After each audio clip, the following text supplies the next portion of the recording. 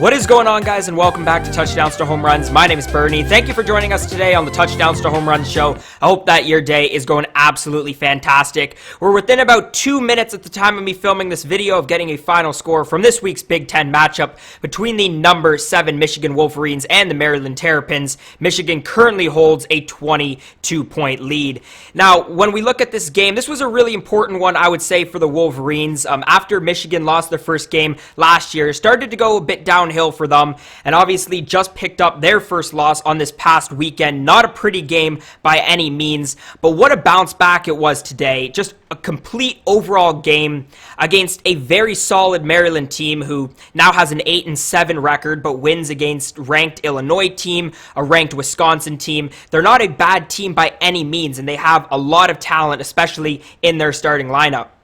For Michigan, the big highlight here, Eli Brooks was back in the lineup. He was missing in the game on the weekend. And even though Eli Brooks wasn't the biggest scorer today, only had 7 points, I think he does so much, not only defensively, where he's a fantastic defender, but I think he does so much to spread out the floor. And he's definitely one of the more veteran guys in this starting lineup. And I just think, sort of just like Isaiah Livers, is really a glue piece, especially to this starting lineup. And you saw how, more spaced out Michigan was offensively. They put an absolute three-point clinic on display today, shooting over 50%, which was not even close to what they did on the weekend. And overall, just a lot more patient offensively. They had a ton of turnovers against Minnesota, where their offense looked really, really rushed. They had like 7 turnovers in the first 9 or 10 minutes of that game. Not the case today. They figured that out. Only 9 turnovers at the time of me filming this video. And again, I don't think all of that is because of Eli Brooks, but I think, you only had one really terrible game this year, and it was without him in the lineup. So I definitely think that he does play a major part, and more than I think a lot of people give him credit for a lot of the time. Let's flip over to the box score, break it down. We'll start with the point guard, Mike Smith. Shot 4 for 10. 3 of 5 from 3, 11 points. He started this game off really solid, also added on 6 assists and 3 rebounds.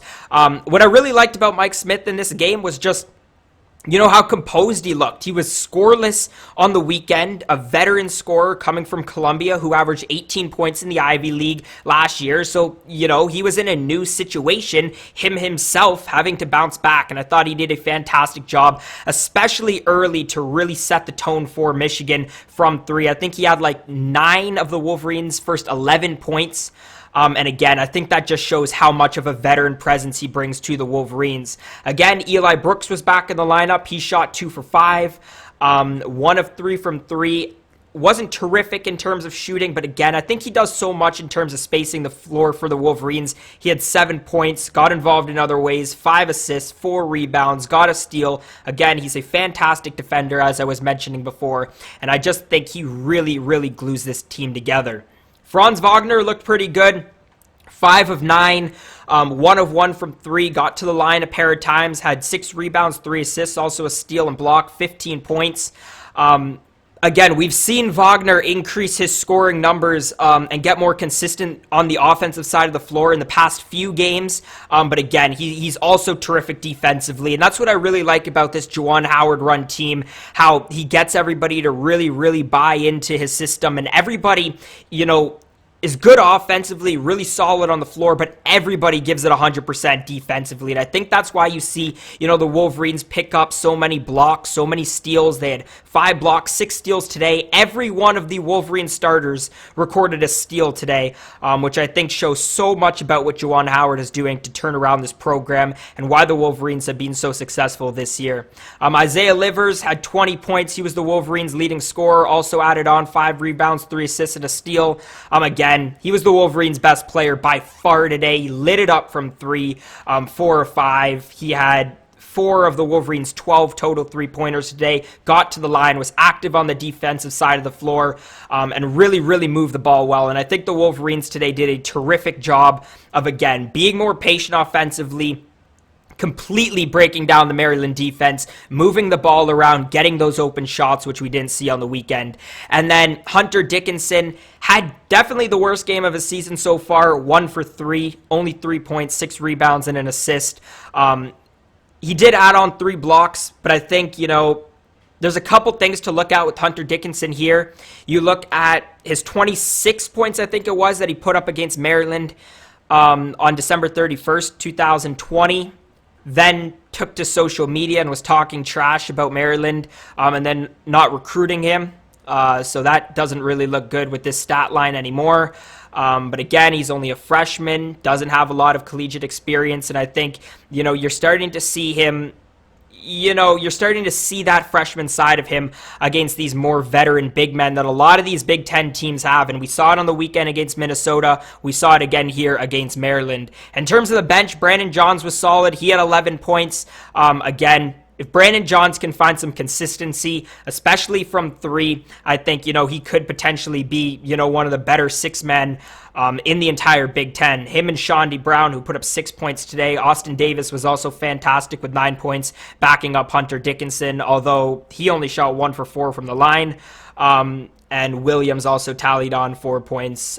They gave Zeb Jackson a few minutes as well off the bench, although he didn't really play well. He's gotten limited minutes, but hasn't really played good in the minutes that he has gotten so far. Let's flip over to what we're going to see from the Wolverines in their next game, and boy, they got a tough one. They're going to be playing the now 11-5 Purdue Boilermakers, who actually tonight had a very impressive win against a number 15 Ohio State team who had a fantastic win on the weekend. They have their star player in Lydell back in Ohio State, and just a fantastic job to get the job done for Purdue, playing with a lot of momentum. They got Williams down low, who's going to be a really interesting matchup for some of Michigan's bigger men. And again, Hunter Dickinson, hopefully he can bounce back. But again, that should be a very exciting game against a Purdue team. Fantastic win coming into that game with just a ton of momentum.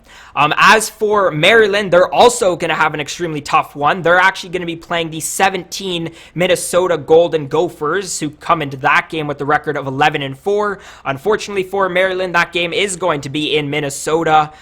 And Minnesota, as Michigan fans know, have not lost at home this year and play fantastic when they're doing it in their home arena. So definitely going to be a tough one, but we'll see if Maryland can bounce back in that game. But anyways, guys, that's going to be it for today. Let me know your thoughts on this Michigan game, this Michigan performance, and the way that they bounce back. Let me know your thoughts on that down in the comment section below. If you did enjoy today's video, make sure to leave a thumbs up. Subscribe to Touchdowns to Home Runs for more post-game shows just like this. As always, guys, thank you so much for watching, and I hope to see you again next time.